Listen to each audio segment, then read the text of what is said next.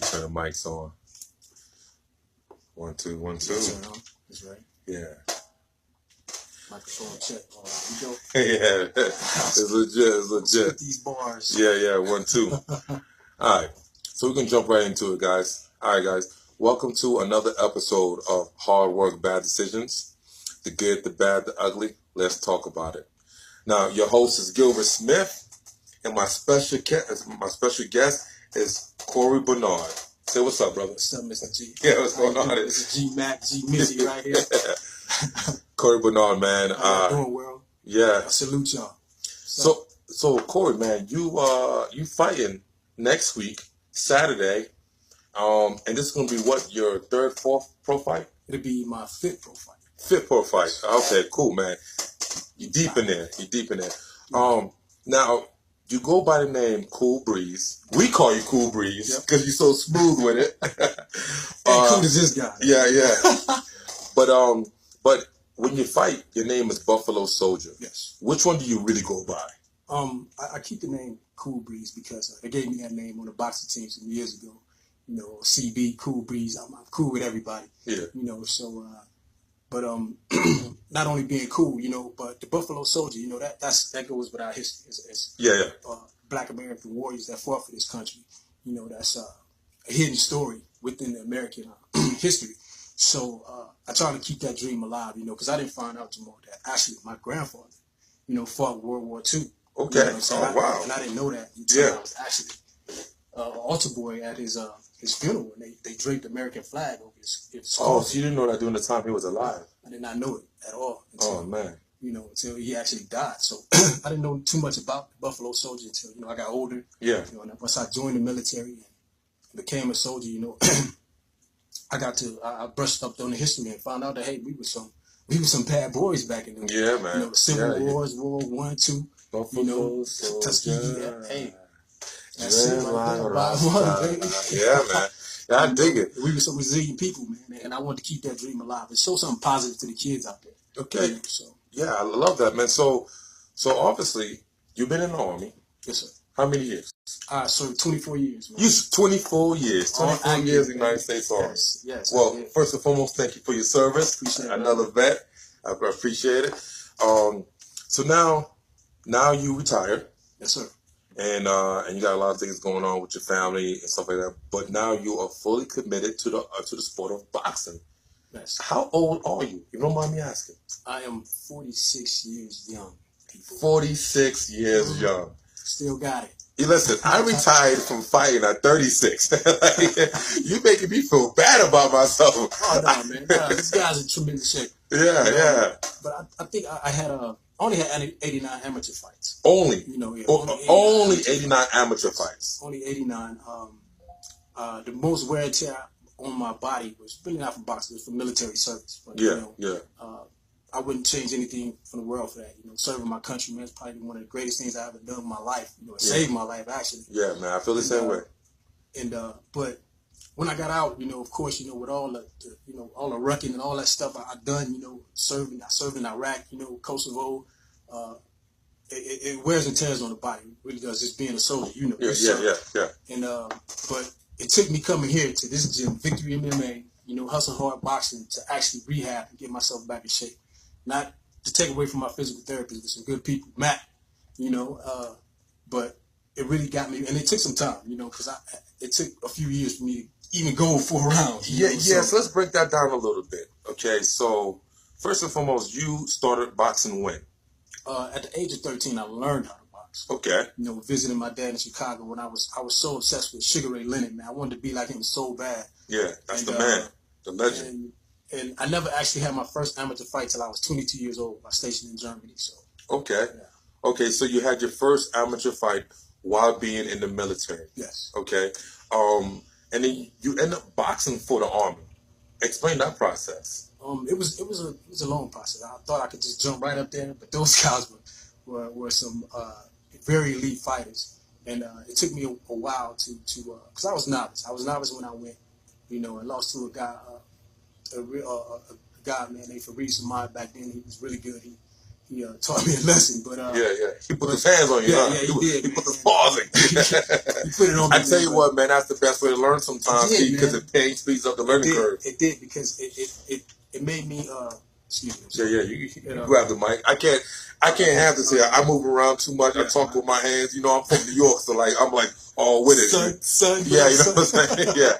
But it made me more hungrier. Yeah. You know, and I was determined to make that all-army team. You know. Okay. You know, taking a beating like that, man.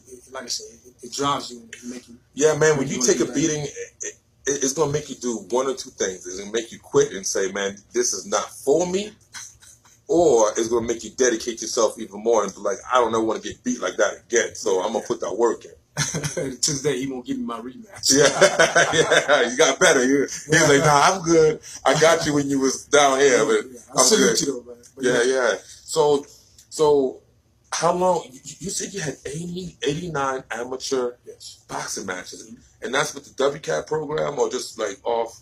No, it's just from my whole amateur boxing career. Okay. I kept my resume, my record. And but once I joined WCAP in the end of 1998, I think it was. Yeah.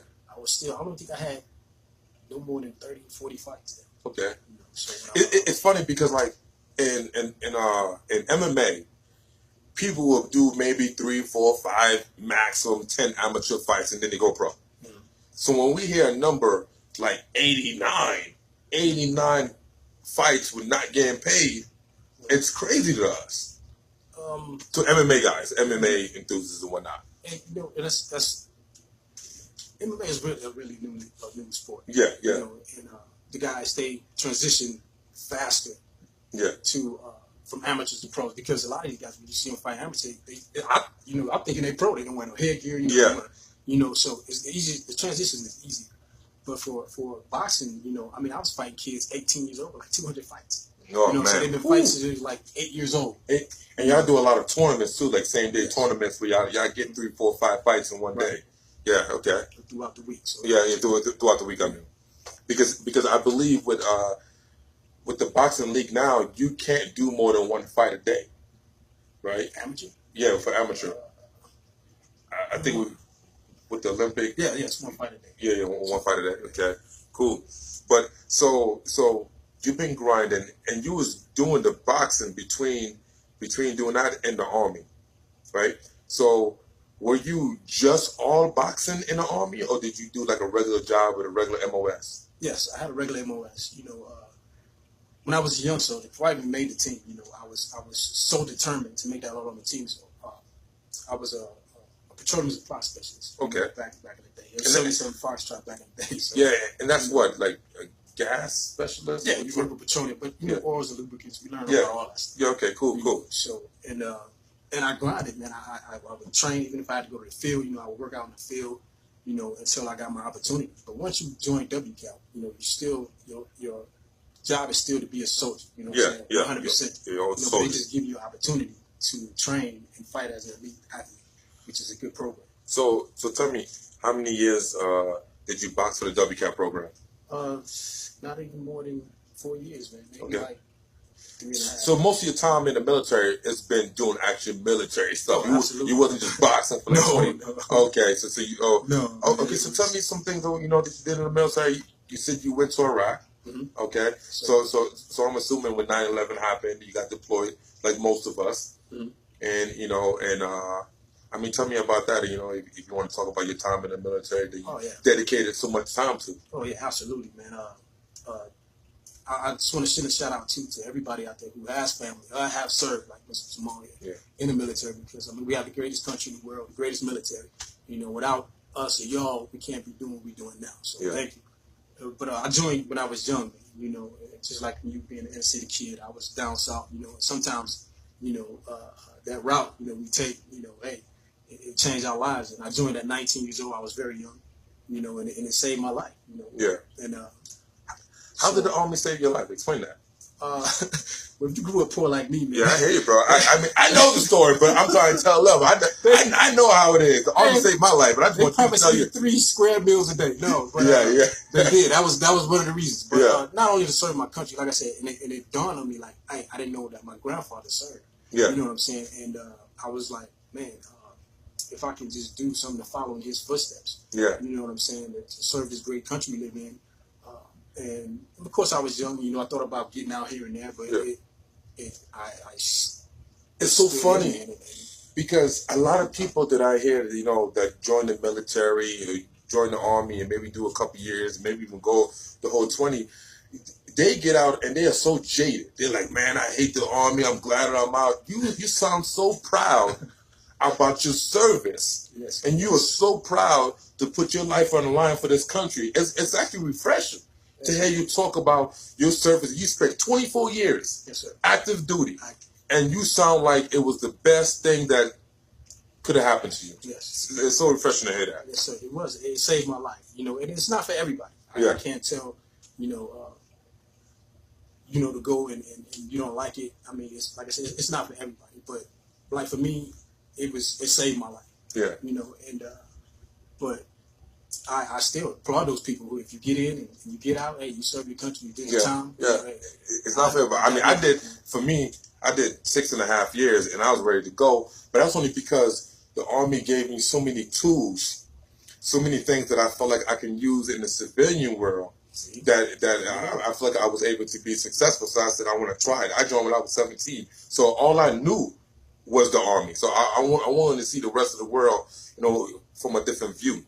But, okay, so you spent 24 years in. You had 84 amateur fights. Yes. You had some kids, right? Oh, yeah, absolutely. My kids are grown now. Yeah. The kids are grown. But it don't change, though. They still be, Daddy, I need this. So how do the kids feel about you fighting at the age of 46? And I'm not saying that's old, but that's a little older than most. You know what I'm saying?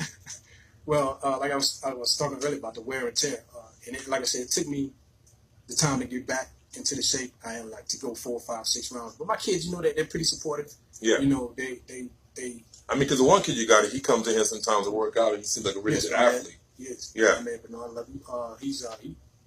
He didn't want to take the boxing, but I think once kids started challenging him on the street, he had to learn some hands. Yeah, I tell you what, man, I feel your pain. My son is the same way. But your son's so cool, man. I mean, your son is cool too, but it's funny because our sons are very similar. They both play football. They kind of did some combat sports, but then kind of like went away from it. Like I would love to have my son in here doing jiu-jitsu, grappling, boxing. I don't care. Pick one. I don't care. Do it all and pick one. But he wants to play football. That's his thing. That's good, man. Let him do that. But they support me. They support me. All of them support me. But they tease me sometimes. They're like, Dad, my oldest daughter, they should call me Grandpa.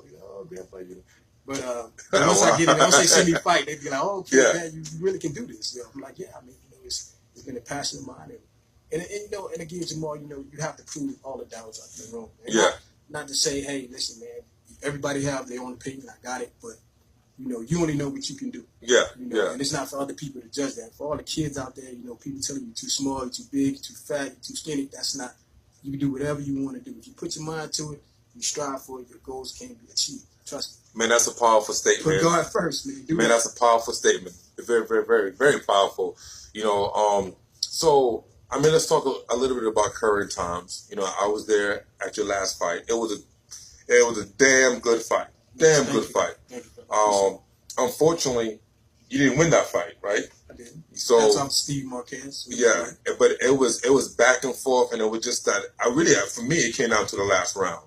Okay, and Steve was able to pull it out. But tell me some of the things you learned from that fight.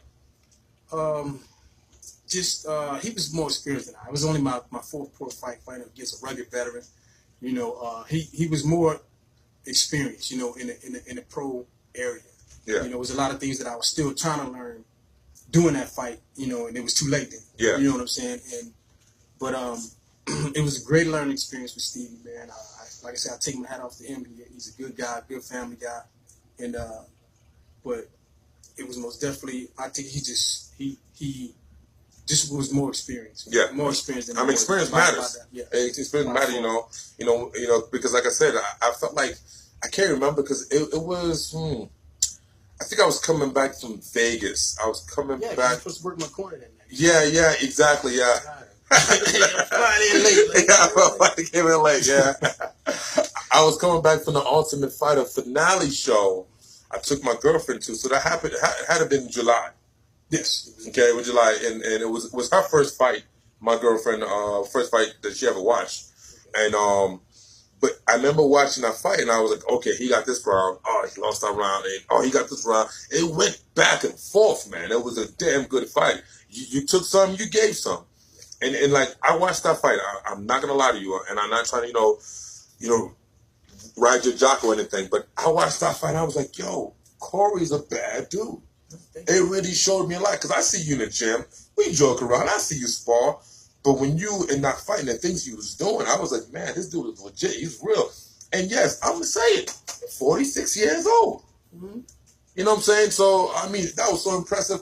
I can't wait. I can't wait till next Saturday to see you come back stronger. Because I know you've been putting that work in. Oh, yeah. Okay. So let's talk about your training. So let's talk about your connection to Carlos. Mm-hmm. You know, your boxing coach. And how did y'all connect? Oh man, me and Carlos met about 15, 16, 17 years ago almost. We were teammates on the WCAP program. Okay, that makes sense. So we teammates. We both went our separate ways after I think 2004 quad. You know, that's when I went to Iraq. You know, I think he went on to do his own thing. He turned pro. Yeah. But we met up some years later. You know, and I was like, you know, hey man, you know, he really was like, hey man, come help me train these kids, man. You know, and I was like, you know, I think I can still fight. He's like, no, man, you know. But we went back and forth. He was like, I'm gonna give you one fight. Yeah. So he gave me that one fight, man, and it took that, you know what I'm saying, for him to believe in me, man, and to start working with me and let me become a full-time fighter, you know. So, but unfortunately, you know, we lost too, you know, but it happens. It happens. I mean, like for you. Okay, you know what? I'm not even gonna speak for you. I'm gonna let you answer the question. How far do you want to take this? I mean, is this something you're doing just to relive the golden years, or in the bucket list type things, or are you trying to take it to the next level? You're like, you know what? I want to put on a win streak and maybe make it to a big organization, a big level, or you're like, you know what? A couple more, and I'm just gonna hang it up. Yeah, I'm pretty. I'm too far in age to try to look at this as a career. Yeah, you know, no, I hear you. But I just wanted to make a statement. Like I said, if I can show something positive out there for the kids, man, that's the most important thing. Just showing the kids, the next generation of kids, man, that, hey, you could do anything you want if you put your mind to it. You know. I mean, and that's powerful in itself because the fact is this: you still come in here, you do your strength and conditioning, you're doing your sprints, you're doing your mitt work, you're doing your sparring. And you're not making no excuses. It's not like, well, I'm 46 and I can't do this, I can't do that. You come in here and grinding with the young kids, sparring with them and doing that work, man. That's a positive look. The kids need to see that and say, just because you don't have a perfect situation, because I feel like that too. I wish I was in my 20s, you know, and I could be, fighting and trying to make it back to the UFC. I'm 36 years old. I'm like, I'm done. I'm coach, you know, so. It's a powerful statement you're making with everything you're doing every day, brother. But I mean, I wish I could get that one shot. You know, if Mayweather see me or De La Hoya, they want to give me one big money fight. Yeah. We all I got that one fight. You know, I can do that one fight. That's it. But bro, we all got that one. Like if I could get that one big money fight. That's it, man. But as far as I'll probably hang them up soon, man, and get in here and help you guys with the kids, man. Yeah, man, you got a lot of knowledge to pass on, man. There's a lot of kids out there now. Yeah, see all the kids out there. Yeah. So yeah. And we all now Carlos and I is working together to establish a nonprofit, so we could get some more kids in here who can't afford to train, but still have the talent and the drive and desire to change their life and do something better and be positive. And we would love to have more assistant coaches and people out there with experience, and to push these guys and share some knowledge, because your experience comes from multiple different avenues, from the 24 years you spent in the Army, to the 89 amateur fights you had, to your pro career. It's like, man, be a blessing to have you part of this team forever and ever. Appreciate that. Yeah. But it's I just want to make that impact. I never forgot my first boxing coach. His name, he's called me Old Man Judo. You know, the Chicago, Maywood area. You know, he was the first guy that taught me the basic fundamentals of boxing. And I remember everything he taught me. You know what I'm saying? And that was my first coach. You know, and I just want to make that effect on a kid here. Yeah. You know, they'd be like, hey, that's my first coach, Corey Bernard, showed me how to throw a jab and, you know, whatever. That's always pretty special when you think about the person that showed you how to throw a jab.